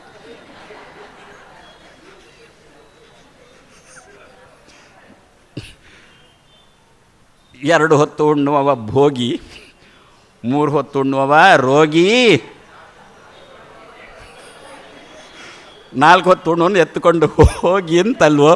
ಅದಕ್ಕಂದ್ರು ಯದ್ಯಪಿ ದಿಢೀರಂತ ಒಮ್ಮೆಲೆ ನಮಗೆ ಏಕಾದಶಿ ಉಪವಾಸ ಮಾಡಲಿಕ್ಕೆ ಆಗೋಲ್ಲ. ಯಾಕೆ? ನಾವು ಉಣ್ತಾ ಇದ್ದವರು. ಆದ್ದರಿಂದ ಉಣ್ಣುವುದನ್ನು ನಿಲ್ಲಿಸೋಣ. ದೇವರಿಗೆ ಪ್ರೀತಿ ಆಗುತ್ತೆ ಅಂತ, ದೇವರ ಚಿತ್ತಕ್ಕೆ ಬರುತ್ತೆ ಅಂತ ಒಂದೇ ಒಂದು. ಇದರಿಂದಾಗಿ ಮತ್ತೊಂದು ಏನಾಗುತ್ತೆ ಗೊತ್ತಾ? ಮೋದ ತೀರ್ಥರಿಗೂ ಖುಷಿಯಾಗುತ್ತೆ, ಮೋದಿಗೂ ಖುಷಿಯಾಗುತ್ತೆ. ಯಾಕೆ? ನಾವು ದೇಶಕ್ಕೆ ಮತ್ತೇನನ್ನು ಕೊಡಲಿ. ಅವರು ನವರಾತ್ರಿ 9 ದಿವಸ ಉಪವಾಸ ಕೊಡ್ತಾರೆ, ಆ ವ್ರತ ಈ ವ್ರತ ಅಂತ ಉಪವಾಸ ಕೊಡ್ತಾರೆ. ನಾವು ಮೋದಿ ಹೆಸರು ಹೇಳಿಕೊಂಡೇ ತಿಂತೇವೆ. ಅದಕ್ಕಂದ್ರು ನಿಧಾನಕ್ಕೆ ಸ್ವಲ್ಪವೇ ಈ ದಿವಸ ನಾನು ಬೇಯಿಸಿದ್ದನ್ನು ತಿನ್ನೋಲ್ಲ ಅಂತ ಒಂದು. ನನಗೆ ಹೆಚ್ಚು ವಿಜ್ಞಾನ ಗೊತ್ತಿಲ್ಲ, ಆದರೆ ಒಂದು ಸಂದರ್ಭದಲ್ಲಿ ಒಂದು ಪುಸ್ತಕದಲ್ಲಿ ಓದಿದ್ದನ್ನು ನಿಮಗೆ ತಿಳಿಸಿಕೊಡ್ತೇನೆ. ಈ ಆಕಾಶಕ್ಕೆ ಎಲ್ಲ ಒಂದೊಂದೇ ಯಂತ್ರಗಳನ್ನು ಬಿಡ್ತಾರಲ್ಲ, ಅದು ಹೋಗಿ ಎಲ್ಲೆಲ್ಲಿ ಏನುಂಟು ಎಂಥದ್ದುಂಟು ಅಂತ ಹುಡುಕೊಂಡು ಬರುತ್ತಲ್ವೋ, ಆಕಾಶ ಕಾಯಕ್ಕೆ ಬಿಡ್ತಾರೆ. ಅವರು ಬಿಟ್ಟಂತಹ ಯಂತ್ರಗಳು ಅದು ಫಲಿಸಿದ್ದು ಯಾವಾಗ, ಉತ್ತೀರ್ಣ ಆದದ್ದು ಯಾವಾಗ, ಅನುತ್ತೀರ್ಣ ಆದದ್ದು ಯಾವಾಗ, ನೀವು ಸ್ವಲ್ಪ ವಿಜ್ಞಾನಿಗಳನ್ನು ಇಟ್ಟುಕೊಂಡು ಬೇಕಾದರೆ ವಿಮರ್ಶೆ ಮಾಡಿಕೊಳ್ಳಿ. ಯಾವಾಗ ಈ ಹರಿಕೋಟ ಅಲ್ಲೆಲ್ಲ ಉಡಾಯಿಸ್ತಾರಲ್ಲ, ಉಡಾಯಿಸುವಾಗ ಅದು ಎಲ್ಲೋ ಹೋಗ್ತದಲ್ವೋ, ಹೋದಾಗ ಕೆಲವಲ್ಲಿ ತನಕ ತಲುಪುವುದೇ ಇಲ್ಲ, ವ್ಯರ್ಥ ಆಗುತ್ತೆ. ಯಾವಾಗ ವ್ಯರ್ಥ ಆಗುತ್ತೆ, ಯಾವಾಗ ಸರಿಯಾಗುತ್ತೆ ಅಂದರೆ ದಶಮಿ, ಏಕಾದಶಿ, ದ್ವಾದಶಿ 3 ದಿನಗಳಲ್ಲಿ 1 ದಿವಸ ಕಳಿಸಿದ್ದು ಸರಿಯಾಗುತ್ತೆ, ಬೇರೆ ದಿವಸದಲ್ಲಿ ಕಳಿಸಿದ್ದೆಲ್ಲ ಅನುತ್ತೀರ್ಣ ಆಗಿದೆ. ಇದು ನಡೆದ ಘಟನೆಗಳು, ಇದು ಆದದ್ದು. ಯಾಕೆ ಹೀಗಾಯಿತು ಅಂತ ಮತ್ತೇನಿಲ್ಲ, ನೀವು ಯಾವಾಗ ಉಡಾಯಿಸಿದ್ದಾರೆ ಅದನ್ನು ಆ ವಿಜ್ಞಾನಿಗಳ ಹತ್ರ ಹೋಗಿ ಕೇಳಿಕೊಂಡು, ಇದು ಪಂಚಾಂಗನುಂಟು ನಿಮ್ಮ ಹತ್ರ, ಇದನ್ನು ಟ್ಯಾಲಿ ಹಾಕ್ಕೊಂಡು ನೋಡಿ, ಆವಾಗ ಗೊತ್ತಾಗುತ್ತೆ. ಹೆಚ್ಚಿನದ್ದು ಸುಮಾರು 100ಕ್ಕೆ 90 ಆ ದಿನತ್ರಯದಲ್ಲಿ ಕಳಿಸಿದ್ದು ಸಕ್ಸಸ್ ಆಗಿದೆ. ಯಾಕೆ? ಆವಾಗ ವಾತಾವರಣ ನಿರ್ಮಲ ಆಗಿರುತ್ತಂತೆ. ಆ 3 ದಿವಸಗಳಲ್ಲಿ ವಾತಾವರಣ ನಿರ್ಮಲ ಆಗಿರುತ್ತಂತೆ, ಬೇರೆ ದಿವಸದಲ್ಲಿ ಇಲ್ಲ. ಆ 3 ದಿವಸದಲ್ಲಿ ವಾತಾವರಣ ಯಾಕೆ ನಿರ್ಮಲ ಆಯಿತು, ವಾತಾವರಣದ ಕಶ್ಮಲ ಎಲ್ಲಿ ಹೋಯಿತು ಅಂತಂದರೆ ಹಿರಿಯರು ಹೇಳಿದ್ದು ಒಂದೇ ಮಾತು, ಬ್ರಹ್ಮಹತ್ಯಾದಿ ಪಾಪಾನಿ. ಬ್ರಹ್ಮಹತ್ಯಾದಿ ಪಾಪಾನಿ, ಪಾಪಗಳಲ್ಲಿ ದೊಡ್ಡ ಪಾಪ ಬ್ರಹ್ಮಹತ್ಯಾದಿ ಪಾಪಾನಿ ಬ್ರಹ್ಮಾಂಡಾಂತರ್ಗತಾನಿ, ಬ್ರಹ್ಮಾಂಡದ ಒಳಗಿರತಕ್ಕಂತಹ ಬ್ರಹ್ಮಹತ್ಯಾದಿ ಪಾಪಾನಿ ಅನ್ನಂ ಆಶ್ರಿತ್ಯ ತಿಷ್ಟಂತಿ ಸಂಪ್ರಾಪ್ತೆ ಹರಿವಾಸರೇ. ಹರಿವಾಸರ ಅಂದರೆ ದ್ವಾದಶಿ ಬೆಳಗಿನ ಹರಿವಾಸರ ಅಂತ ಅರ್ಥ ಅಲ್ಲ, ಮತ್ತು ಏಕಾದಶಿ ಅಂತ ಅರ್ಥ. ಏನೆಲ್ಲ ವಾತಾವರಣದಲ್ಲಿ ಕಶ್ಮಲಗಳು ಅಂತ ಉಂಟು ಅದೆಲ್ಲ ಏಕಾದಶಿ ದಿವಸ ಅನ್ನಂ ಆಶ್ರಿತ್ಯ ತಿಷ್ಟಂತೆ. ಆದ್ದರಿಂದ ಏಕಾದಶಿ ದಿವಸ ನಾವು ಅನ್ನ ತಿನ್ನುವುದಲ್ಲ, ಬೀದಿ ಬದಿಯಲ್ಲಿ ಕಶ್ಮಲದಿಂದ ತುಂಬಿದ ಆಹಾರವನ್ನು ತಿನ್ನೋದು ಅಂತ. ಅದಕ್ಕೆ ಯಾರೋ ಅಂದರು, ಬುದ್ಧಿವಂತರು, ಭಾರಿ ಬುದ್ಧಿವಂತರು, ನಾನು ಆ ದಿವಸ ಅನ್ನ ತಿನ್ನುವುದಲ್ಲ ಚಪಾತಿ ಅಂತಂದರು. ಇದು ಇನ್ನೂ ಪಚೀತಿ ಆಯಿತು ಅಂತಂದರು. ಅದಕ್ಕಿಂತ ಅನ್ನನೇ ವಾಸಿ ಅಂತಂದರು. ಯಾಕೆ ಅಂತ ನಿತ್ಯ ಅನ್ನ ಊಟ ಮಾಡಿ ಮಾಡಿ ಮಾಡಿ ಮಾಡಿ ಒಂದು ರೀತಿಯಲ್ಲಿ ಬೋರ್ ಬಂದು ಆ ದಿವಸನೂ ಹೆಚ್ಚು ಊಟ ಮಾಡಿ. ಚಪಾತಿ ಆದರೆ ಹಾಗಲ್ಲ, 14 ದಿವಸ ಚಪಾತಿ ಇಲ್ಲ, 14 ದಿವಸ ಚಪಾತಿ ಬೇಕು, ಅಮ್ಮ ಬೆನ್ನೇ ತಡ್ತಾಳೆ ವಿನಃ ಚಪಾತಿ ತಟ್ಟೋ ಅಲ್ಲ. ಅದಕ್ಕೂ ಏಕಾದಶಿ ಚಪಾತಿ ಅಂದಾಗ ಸಖತ್ತು ಹೊಡಿತೇವೆ. ಅನ್ನ ಶಬ್ದಕ್ಕರ್ಥ ಯಾವುದನ್ನು ನಾವು ತಿಂತೇವೋ ಅದಕ್ಕೆ ಅನ್ನ ಅಂತ ಹೆಸರು. ಆದ್ದರಿಂದ ಈ ಒಂದು ವ್ರತವನ್ನು ನಾವು ಮಾಡಿದರೆ ಸಾಕು, ಭಗವಂತ ತುಂಬ ಅಂದರೆ ತುಂಬ ಪ್ರೀತನಾಗ್ತಾನೆ. ದೇಶಕ್ಕೂ ಕೂಡ ನಾವು ಅನ್ನವನ್ನು ಉಳಿಸಿದಂತೆ ಆಗುತ್ತಲ್ವೋ. ಆವಾಗ ನಿಮ್ಮ ಹೊರಂಬುಜಾದಲ್ಲಿ ಹಡಗು ಬಾರದಿದ್ದರೂ ನಮಗೇನು ತೊಂದರೆ ಇಲ್ಲ, ಆರಾಮದಲ್ಲಿ. ಇದು ನಮ್ಮ ಶಾಸ್ತ್ರಕಾರರು ಸಮಾಜಕ್ಕೆ ಕೊಟ್ಟಿರತಕ್ಕ, ಭಾಗವತ ಗ್ರಂಥದಿಂದ ಶಾಸ್ತ್ರದಿಂದ ಸಮಾಜಕ್ಕೆ ಕೊಟ್ಟಿರತಕ್ಕಂಥದ್ದು. ಆದ್ದರಿಂದ ನೀವು 3 ಜನರು ಕೂಡ ದೇವರಿಗೆ ಅನುಕೂಲವಾಗಿ ನಡೀಲಿಲ್ಲ, ನನಗೆ ಅನುಕೂಲವಾಗಿ ನಡೀಲಿಲ್ಲ ಭೀಷ್ಮ, ಆದ್ದರಿಂದ ನಿಮ್ಮನ್ನು ಬ್ರಾಹ್ಮಣ ಅಂತ ಕರೆಯೋಲ್ಲ. ವಿದುರ ನನಗೆ ಅನುಕೂಲವಾಗಿ ನಡೆದಿದ್ದಾನೆ. ಆ ಸಭೆಯಲ್ಲಿ ಎದ್ದು ನಿಂತುಕೊಂಡು ತಪ್ಪು ನಡೀತಾ ಉಂಟು ಅಂತ ಇಷ್ಟೇ ಹೇಳಿದ್ದು ಎನ್ನ ಕೃಪೆಗೆ ಪಾತ್ರನಾದ ವಿದುರ. ಆದ್ದರಿಂದ ವಿದುರ ಅವರ ವೈದಿಕಕ್ಕೆ ಹೋಗೋ, ಊಟಕ್ಕೆ ಹೋಗೋ ಬ್ರಾಹ್ಮಣನಾಗಿಂತಂದಾಗ ಭೀಷ್ಮಾದಿಗಳು ಎಚ್ಚರಿಕೆ ಕೊಂಡ್ರು. ಆದ್ದರಿಂದ ಬ್ರಾಹ್ಮಣ ಶಬ್ದದ ಅರ್ಥ ಜಾತಿವಾಚಕ ಅಲ್ಲ, ಅದು ವಿದ್ಯಾವಾಚಕ. ಒಬ್ಬ ಶೂದ್ರನು ಕೂಡ ಬ್ರಾಹ್ಮಣನಾಗಬಹುದು, ಬ್ರಾಹ್ಮಣನು ಶೂದ್ರನಾಗಬಹುದು. ಆ ದೃಷ್ಟಿಯಲ್ಲಿ ಅಶ್ವತ್ಥಾಮಾಚಾರ್ಯರು ಕೊಟ್ಟಿರುವ ಶಾಪಕ್ಕೆ ಅನುಗುಣವಾಗಿ ಕೃಷ್ಣ ಬೆಲೆ ಕೊಟ್ಟು ಹುಟ್ಟಿದಂಥ ಮಗು ಹೆಣವಾಗಿಯೇ ಹುಟ್ಟಿತು. ಮತ್ತೆ ಕೃಷ್ಣ ಅದನ್ನು ಬದುಕಿಸಿದ. ಹೊಟ್ಟೆಯಲ್ಲಿ ಇರುವಾಗ ಆ ಮಗು ಆ ಅಸ್ತ್ರವನ್ನು ಪರೀಕ್ಷೆ ಮಾಡ್ತಾ ಇದ್ದದ್ದರಿಂದ ಮಗುವಿಗೆ ಪರೀಕ್ಷಿತು ಪರಿತಃ ಈಕ್ಷತೆ, ಸುತ್ತ ನೋಡ್ತಾ ಉಂಟಂತೆ, ಏನಿದು ಬೆಂಕಿ ಏನಿದು ಅಂತೇಳಿ ಪರಿತಃ ಈಕ್ಷತೆ ಇತಿ ಪರೀಕ್ಷಿತ ಅಂತ ಅನ್ವರ್ಥಕ ಹೆಸರು. ಮಗು ಹುಟ್ಟುತ್ತೆ, ಅದಕ್ಕೆ ನಾಮಕರಣ ಮಾಡ್ತೇವೆ, ಅದೋ ಇದೋ ಅಂತ ನಕ್ಷತ್ರ ಅದು ಇದು ಹೆಸರು ನಾಮಕರಣ ಮಾಡ್ತೇವೆ. ನಾಮಕರಣ ಮಾಡುವ ಸಂದರ್ಭದಲ್ಲಿ ಪರೀಕ್ಷಿತ ರಾಜನನ್ನು ಚಿಂತನೆ ಮಾಡಿಕೊಂಡು ಮಗುವಿಗೆ ನಾಮಕರಣ ಮಾಡಿದರೆ ಹೇಗೆ ಪರೀಕ್ಷಿತ ಅದಕ್ಕೆ ಅನುಗುಣವಾಗಿ ಬೆಳೆದನೋ ಅದೇ ರೀತಿಯಲ್ಲಿ ನಮ್ಮ ಮಕ್ಕಳು ಹೆಸರಿಗೆ ಅನುಗುಣವಾಗಿ ಬೆಳೀತಾವೆ. ಆ ರೀತಿಯಲ್ಲಿ ಪರೀಕ್ಷಿತ ಹುಟ್ಟಿದಂಥವನಿಗೆ ಕೃಷ್ಣ ಕಥೆ ಕೇಳಬೇಕು. ಆದರೂ ಅಶ್ವತ್ಥಾಮಾಚಾರ್ಯರ ಶಾಪ ಹಿಂದಿನಿಂದ ಬರ್ತಾನೇ ಇತ್ತು. ನಮ್ಮಲ್ಲಿ ಉಂಟಲ್ಲ ಈಗಲೂ ಕೂಡ, ಏನು ಮುಟ್ಟಿದ್ದೆಲ್ಲ ಮಣ್ಣಾಗುತ್ತೆ. ಜ್ಯೋತಿಷ್ಕರ ಹತ್ರ ಹೋಗಿ ಕೇಳಿರವರು ಕೊಡುವ ಉತ್ತರ, ನಿನ್ನ ಹಿರಿಯರು ಯಾರಿಗೋ ಅಪರಾಧ ಎಸಗಿದ್ದಾರೆ, ಅದು ನಿನ್ನನ್ನು ಅನುಸರಿಸಿಕೊಂಡು ಬರ್ತಾ ಉಂಟು ಅಂತ ಈಗಲೂ ನಮ್ಮಲ್ಲಿ ಚಾಲ್ತಿಯಲ್ಲಿ ಉಂಟಲ್ಲ. ಅಶ್ವತ್ಥಾಮನ ಶಾಪ ಅನುಸರಿಸಿಕೊಂಡು ಬಂತು. ಆದ್ದರಿಂದ ಪರೀಕ್ಷಿತ್ ರಾಜನಿಗೆ ಮರಣ ಮಧ್ಯದಲ್ಲೇ ಬಂತು. ಒಬ್ಬ ಋಷಿಯ ಕೊರಳಿಗೆ ಹಾವಿನ ಹೆಣವನ್ನು ಹಾಕುವ ಪ್ರಸಂಗ ಬಂತು. ಋಷಿಪುತ್ರನಿಂದ ಶಪಿಸಲ್ಪಡತಕ್ಕಂಥ ಪ್ರಸಂಗ ಬಂತು ಪರೀಕ್ಷಿತ್ ರಾಜನಿಗೆ. ಆದ್ದರಿಂದ ಎಷ್ಟು ಆಯುಷ್ಯ? 7 ದಿವಸ. 7ನೇ ದಿವಸ ಸಾಯಿತಿ ಅಂತಲ್ವೋ ಆ ಮಗು ಶಾಪ ಕೊಟ್ಟದ್ದು. 7ನೇ ದಿವಸ. ನಾವು ಎಲ್ಲಿ ಯಾರಿಗಾದರೂ ಹಾಗೆ ಬೈಯುವುದುಂಟಾ? ಯಾರನ್ನು ತಪ್ಪು ಮಾಡಿದ ಅಂತ ಇಟ್ಟುಕೊಳ್ಳೋಣ. ನಾವು ಅವನಿಗೆ ಬೈಯುವಾಗ ಹಾಗೆ ಬೈತೇವ? ಹೇಗೆ? ನೀನು ಇಷ್ಟನೇ ದಿವಸದಿಂದ ಹಾಳಾಗಲಿಕ್ಕೆ ಶುರುವಾಗು ಅಂತ, ಹಾಳಾಗಿ ಹೋಗಲಿಕ್ಕೆ ಅಂತ ಆವಾಗಲೇ, ಅಂದರೆ ಆಗಲೇ ಶುರುವಾಗಬೇಕು ನೀನು ಹಾಳಾಗಲಿಕ್ಕೆ, ಹೊರತು 10 ದಿವಸ ಬಿಟ್ಟು ನೀನು ಹಾಳಾಗಲಿಕ್ಕೆ ಹಾಗೇನಾದರೂ ಬೈತೇವ? ಇಲ್ಲಿ ನೋಡಿ, ಹೊಸ ಶಾಪ ಅಲ್ವ ಇದು. ಇಂದಿನಿಂದ 7ನೇ ದಿವಸಕ್ಕೆ ನೀನು ಸಾಯಬೇಕು ಅಂತಂದು ಬಿಟ್ಟರೆ, ಅದಕ್ಕೆ ನಮಗಂದರು ಆ ಋಷಿಪುತ್ರ ನಮಗೆ ಕಳಿಸಿಕೊಟ್ಟ, ಬೈಯುವಾಗ ದಿಢೀರಂತ ಹಾಳಾಗಿ ಹೋಗುವಂಥ ಬೈಬೇಡ, ಮತ್ತು ಅಪ್ಪಮ್ಮನಿಗೆ ಬೇಕಾದ ವ್ಯವಸ್ಥೆ ಮಾಡಿ ಆಮೇಲೆ ಹಾಳಾಗಿ ಹೋಗುವಂತ.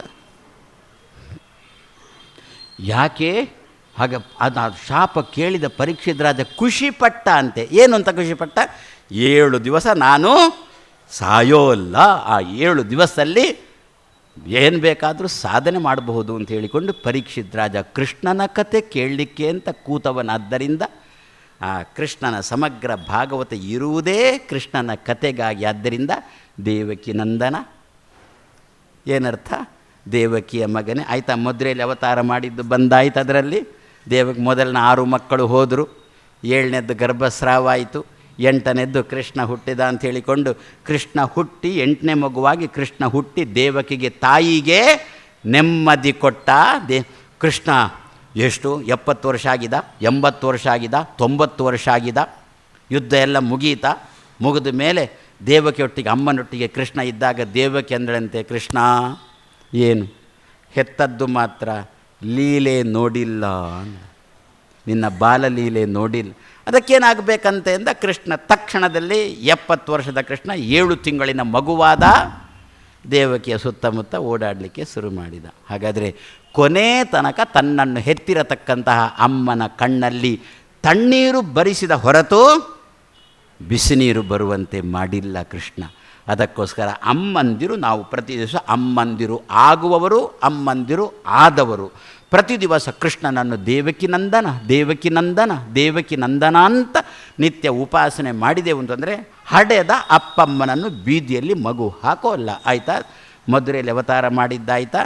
ಇನ್ನು ಗೋಪಿಕಾ ಸ್ತ್ರೀಯರ ಜೊತೆ ಕೃಷ್ಣನ ಬಾಲಲೀಲೆ, ಸುಂದರ ರೂಪ ಮುಗಿದೋಯ್ತು.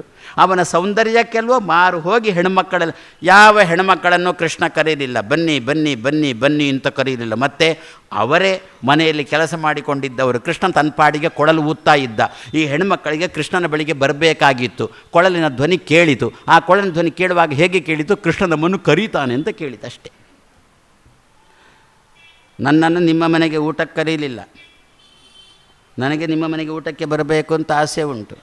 ನೀವು ನಿಮ್ಮ ಮನೆಯಲ್ಲಿ ಯಾರಿಗೋ ಬೈತಾ ಇದ್ದೀರಿ, ಆ ದಿವಸ ಘಡದ್ದಾಗಿ ಬೈತಾ ಇದ್ದೀರಿ, ನನಗೂ ಕೇಳಿಸ್ತಾ ಉಂಟು. ನಾನು ನಿಮ್ಮ ಮನೆಗೆ ಬಂದು ಅಲ್ಲ ಏನೋ ಕರೆದಂತೆ ಆಯಿತು, ಬಂದೆ. ನನಗೆ ಬರಬೇಕು ಅಂತ ಆಸೆ ಇತ್ತು. ಅದೇ ರೀತಿಯಲ್ಲಿ ಗೋಪಿಕಾ ಸ್ತ್ರೀಯರಿಗೆ ಕೃಷ್ಣನ ಬಳಿಗೆ ಬರಬೇಕು ಅಂತ ಆಸೆ ಇತ್ತು ವಿನಃ ಕೃಷ್ಣನಿಗೆ ಹೆಣ್ಮಕ್ಕಳ ಬಳಿಗೆ ಹೋಗಬೇಕು ಅಂತ ಆಸೆ ಇರಲಿಲ್ಲ. ಕೃಷ್ಣ ಯಾರು? ಸಾಕ್ಷಾತ್ ಮನ್ಮಥಃ. ಈ ಹೆಣ್ಮಕ್ಕಳು ಜುಜುಬಿ ಹೆಣ್ಮಕ್ಕಳು ಅಂದ.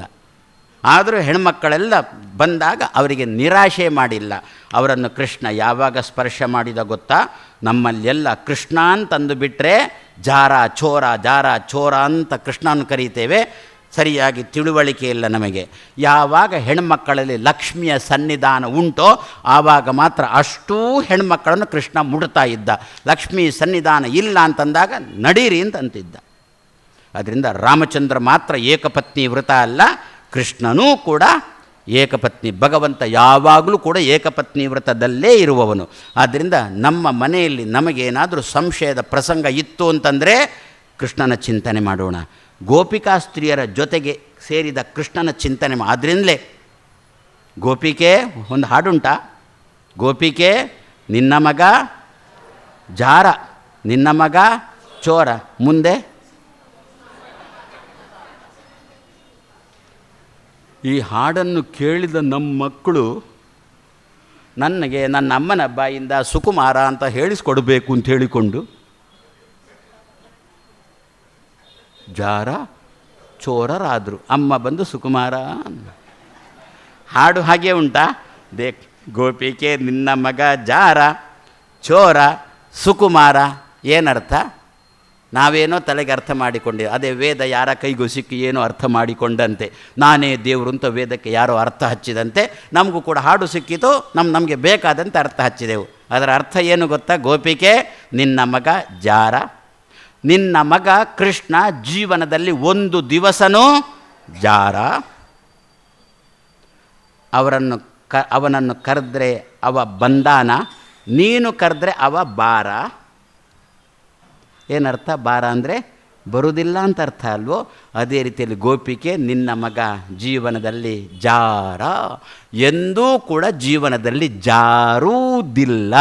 ಆದ್ದರಿಂದಲೇ ಜಾರತ್ವವನ್ನು ಮಾಡಿದ ಪಾಪಗಳಿಗೆಲ್ಲ ಗೋಪಿ ಜನ ಜಾರ ಎಂದರೆ ಸಾಲದೆ. ನಮಗೆ ನೋಡುವಾಗ ಅದು ರಾತ್ರಿ ಹಗಲಿನಂತೆ ಉಂಟು. ನಾವು ಜಾರರು, ನಮ್ಮಲ್ಲಿ ಜಾರತ್ವ ದೋಷ ಉಂಟು, ಮಾನಸಿಕವಾದ ಜಾರತ್ವ ದೋಷ ನಮ್ಮಲ್ಲಿ ಉಂಟು. ಅದನ್ನು ಕಳ್ಕೊಳ್ಬೇಕಾದ್ರೆ ಕೃಷ್ಣನನ್ನು ಗೋಪಿ ಜನ ಜಾರ ಅಂತ ಚಿಂತನೆ ಮಾಡಿಬಿಟ್ರೆ ಯಥಾ ಉಪಾಸತೆ ನಾವು ಪುನಃ ಜಾರರೇ ಆದದ್ದು ವಿನಃ ಜಾರತ್ವ ಮಾಡಿದ ಪಾಪ ಹೇಗೆ ಹೋಯಿತು? ಅದಕ್ಕೆ ಏನರ್ಥ? ನಿನ್ನ ಮಗ ಜಾರಿದವ ಅಲ್ಲ, ನಿನ್ನ ಮಗ ಜೀವನದಲ್ಲಿ ಎಂದೂ ಕೂಡ ದಾರಿ ತಪ್ಪಿದವ ಅಲ್ಲ. ಗೋಪಿಗೆ ನಿನ್ನ ಮಗ ಜಾರಲಿಲ್ಲ, ಚೌರ್ಯ ಮಾಡಿದ್ದಾನ ಚೋರ, ಚೌರ್ಯ ಮಾಡಿಲ್ಲ, ಆದ್ದರಿಂದಲೇ ಸುಕುಮಾರ. ಸರಿ ಆಯಿತಾ?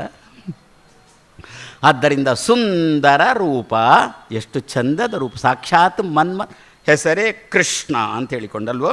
ಪ್ರತಿಯೊಬ್ಬ ಜುಜುಬಿ, ಆ ಉಡುಪಿಯಲ್ಲಿರತಕ್ಕಂಥ ಒಂದು ಪ್ರತಿಮೆ ಜುಜುಬಿ ಅಂತ ಅನ್ನಬಾರದು, ಜಡ ಎನ್ನುವ ದೃಷ್ಟಿಯಲ್ಲಿ ಜುಜುಬಿ ಅಂತಂದೆ. ಮಧ್ವರು ಪ್ರತಿಷ್ಠೆ ಮಾಡಿರತಕ್ಕಂಥ ಕೃಷ್ಣನ ಪ್ರತಿಮೆ ಜಡ ಪ್ರತಿಮೆ. ಅದರಲ್ಲಿ ನೋಡುವಾಗಲೇ ನಮಗಷ್ಟು ಆಕರ್ಷಣೆ ಬರಬೇಕು ಅಂತಾದರೆ ಸಾಕ್ಷಾತ್ ಕೃಷ್ಣನೇ ಇದ್ದಾಗ ಎಂಥ ಆಕರ್ಷಣೆ ಇರಲಿಲ್ಲ. ಆದ್ದರಿಂದ ಅಂದ್ರಿಂದ ಸುಂದರ ರೂಪ ಅಂತಂದಾಗ ನಂದ ಗೋಕುಲದಲ್ಲಿ ಅಷ್ಟೂ ಜನ ಹೆಣ್ಮಕ್ಕಳ ಒಟ್ಟಿಗೆ ಆಡಿದ ರಾಸಲೀಲೆ ಪೂರಾ ಸುಂದರ ರೂಪ ಎನ್ನುವಲ್ಲಿ ಬಂದಾಯಿತು.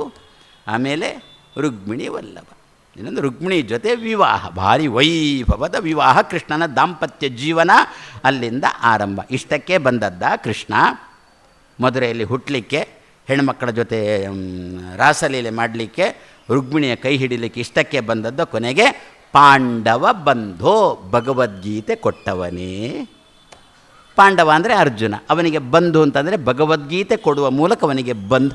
ಮುಗೀತಲ್ಲ, ಕೃಷ್ಣನ ಕಥೆ ಮುಗೀತಲ್ಲ.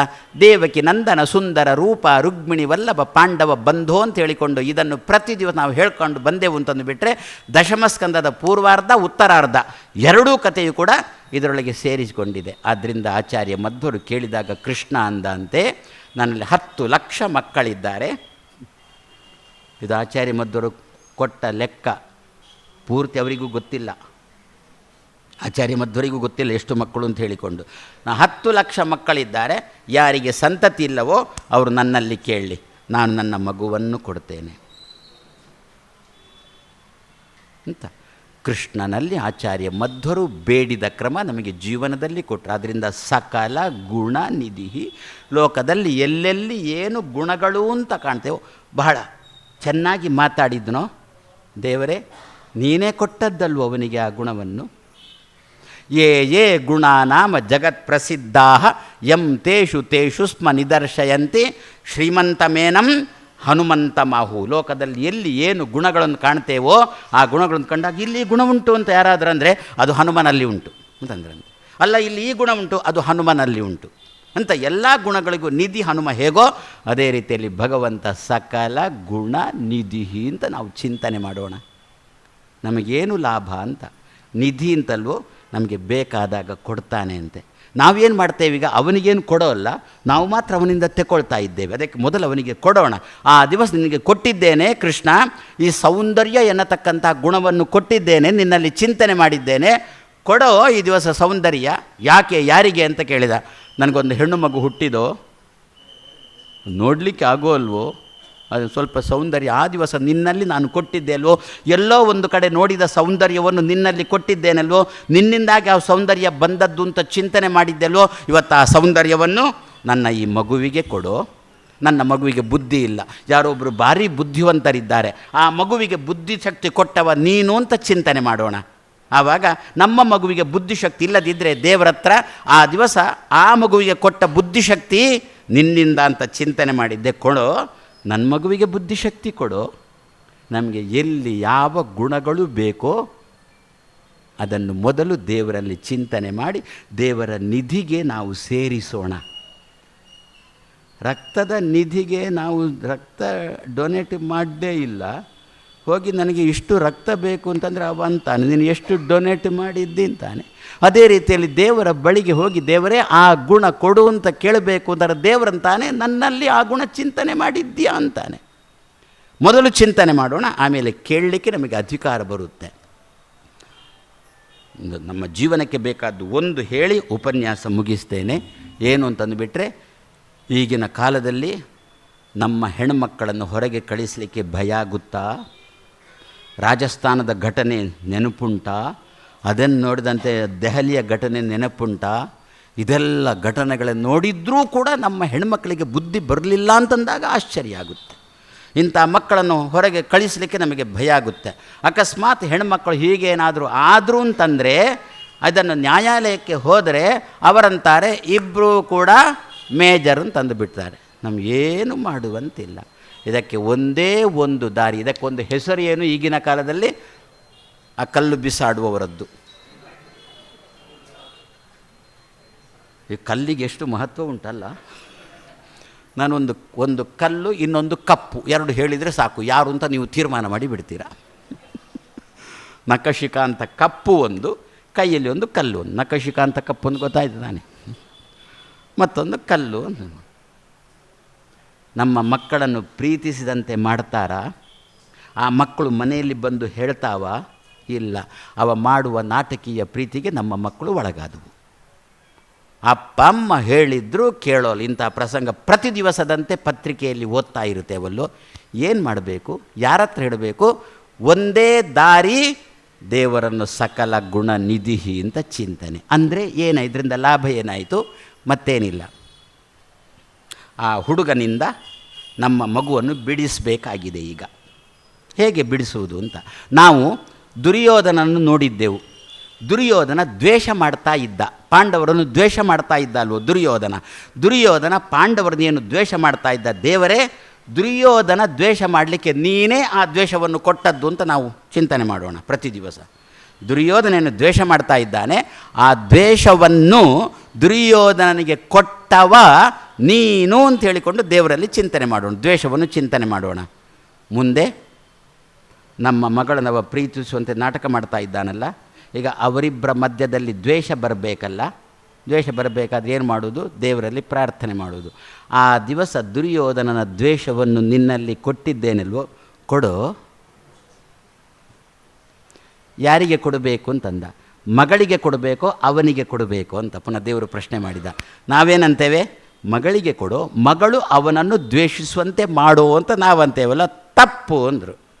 ನಮ್ಮ ಮಗಳು ಅವನನ್ನು ದ್ವೇಷಿಸಿದರೂ ಅವ ಪ್ರೀತಿಸುವಂತೆ ನಾಟಕ ಮಾಡುವುದನ್ನು ನಿಲ್ಲಿಸಿಲ್ಲ ಅಂದರೆ ನಮಗೆ ಗೊತ್ತಿಲ್ಲದಂತೆಯೇ ಮಗಳನ್ನು ಅಪಹರಿಸ್ತಾನೆ, ತುಂಡು ಮಾಡಿ ಫ್ರಿಜ್ಜಲ್ಲಿ ಇಟ್ಟು ಬಿಡ್ತಾನೆ. ಹೌದಾ? ನಡೀತದ ಇಂಥದ್ದು. ಹಾಗಾದರೆ ಏನಾಗಬೇಕು? ನಮ್ಮ ಮಗಳು ಅವನನ್ನು ದ್ವೇಷ ಮಾಡುವುದಲ್ಲ, ಅವನು ನಮ್ಮ ಮಗಳನ್ನು ದ್ವೇಷ ಮಾಡಬೇಕು. ಹಾಗಾದರೆ ದೇವರ ಹತ್ರ ಆ ದ್ವೇಷ ಕೊಡೋ. ದುರ್ಯೋಧನಲ್ಲಿ ಆ ದ್ವೇಷ ಇಟ್ಟಿದ್ದೆಲ್ಲ ಪಾಂಡವರ ಬಗ್ಗೆ. ದುರ್ಯೋಧನನಲ್ಲಿ ದ್ವೇಷ ನೀನೇ ಅಲ್ವೋ ಇಟ್ಟದ್ದು, ನಿನ್ನಲ್ಲಿದ್ದದ್ದಕ್ಕಲ್ವೋ ನೀನು ಅವನಿಗೆ ಕೊಟ್ಟದ್ದು. ಸಕಲ ಗುಣ ನಿಧಿ ಅಂತ ಹೀಗೆ ಚಿಂತನೆ ಮಾಡಿದರೆ ನಾವು ಕೇಳುವಾಗ ಈಕೋ ತೆಕೋ ದ್ವೇಷವನ್ನು ಅವನಿಗೆ ಕೊಡು. ಯಾರು ಪ್ರೀತಿ ಮಾಡ್ತಾನೆ, ನಾಟಕ ಮಾಡ್ತಾನಲ್ಲ, ಅವನಿಗೆ ಕೊಡು. ಏನು ಮಾಡಲಿಕ್ಕೆ ಶುರು ಮಾಡ್ತಾನೆ? ನಮ್ಮ ಮಗುವನ್ನು ದ್ವೇಷ ಮಾಡಲಿಕ್ಕೆ ಶುರು ಮಾಡ್ತಾನೆ. ಸಹಜವಾಗಿ ಬಿಡುಗಡೆ ಆಯಿತು. ಸಕಲ ಗುಣ ನಿಧಿ. ಅದಕ್ಕೆ ದೇವರನ್ನು ನಿಧಿ ನಿಧಿ ನಿಧಿ ಅಂತ. ನಿಧಿ ಅಂತಾದರೆ ಇನ್ನೊಬ್ಬರಿಗೆ ಕೊಡಲಿಕ್ಕಿದ್ದದ್ದು, ತನ್ನ ಸ್ವಂತ ಗುಣಗಳನ್ನು ದೇವರು ಎಂದೂ ಕೊಡೋಲ್ಲ. ಇದು ವೇದವ್ಯಾಸ ದೇವರು ಹೇಳಿದ್ದನ್ನು ಆಚಾರ್ಯ ಮಧ್ವರು ಭಾಗವತಕ್ಕೆ ಮಾಡಿರತಕ್ಕಂಥ ವ್ಯಾಖ್ಯಾನ. ಸಕಲ ಗುಣ ನಿಧಿ ಅಂತ ದೇವರನ್ನು ಪ್ರತಿ ದಿವಸ ಚಿಂತನೆ ಮಾಡಿ ಓದಿದ್ದು ತಲೆಗೆ ಹತ್ತೋ ಅಲ್ವಾ? ಈಗ ನಿಮಗೆ ಅರ್ಥ ಆಯಿತು. ನಾನು ಪುನಃ ಯಾವುದನ್ನು ಕೂಡ ನಾನು ಪ್ರತ್ಯೇಕವಾಗಿ ಬಿಡಿಸಿ ಹೇಳಬೇಕಾಗಿಲ್ಲ. ನಮ್ಮ ಮಗು ಓದುವುದು ಮಗುವಿನ ತಲೆಗೆ ಹತ್ತೋ ಅಲ್ವಾ? ಯಾವುದೋ ಒಂದು ಮಗು ಒಂದು ಸಲ ಓದಿದಾಗ ತಲೆಗೆ ಚೆನ್ನಾಗಿ ಹತ್ತುತ್ತಾ? ದೇವರೇ, ಆ ಗುಣವನ್ನು ನೀನೇ ಅಲ್ವೋ ಇಟ್ಟದ್ದ ಆ ಮಗುವಿನಲ್ಲಿ, ನನ್ನ ಮಗುವಿಗೆ ಒಂಚೂರು ಕೊಡು. ಅದು ಬಿಟ್ಟು ಆ ಮಗುವಿನಲ್ಲಿ ಆ ಗುಣ ನೀನೇ ಇಟ್ಟದ್ದು ಅಂತ ಚಿಂತನೆ ಇಲ್ಲ, ನನಗೂ ಕೊಡು, ಅಧಿಕಾರ ಇಲ್ಲ ಅಂದರು. ಆ ನಿಟ್ಟಿನಲ್ಲಿ ಭಗವಂತನನ್ನು ಈ ರೀತಿಯಲ್ಲಿ ಭಾಗವತದ ಮೂಲಕ ಸದಾಕಾಲ ಚಿಂತನೆ ಮಾಡಿಕೊಂಡು ನಮ್ಮ ಹೆಣ್ಮಕ್ಕಳು ನಮ್ಮ ಭಾರತೀಯ ಸಂಸ್ಕೃತಿಯನ್ನು ನಮ್ಮಲ್ಲೇ ಉಳಿಸೋಣ ಅಂತ ಈ ಸಂದರ್ಭದಲ್ಲಿ 7 ದಿನಗಳ ಕಾಲ ನಾವು ನೀವು ಸೇರಿಕೊಂಡು ನಮ್ಮ ಒಂದು ಸ್ನೇಹ ಬಳಗ, ಇನ್ನೊಂದು ದ್ವಾದಶಿ ಮೇಲೆ ನಮಗೆ ಸ್ನೇಹ ಇರಬೇಕು. ದ್ವಾದಶಿ ಮೇಲೆ ನಮಗೆ ಸ್ನೇಹ ಇರಬೇಕಾದ್ರೆ ಏಕಾದಶಿ ಮಾಡಬೇಕು ಅಂತ ಅರ್ಥ.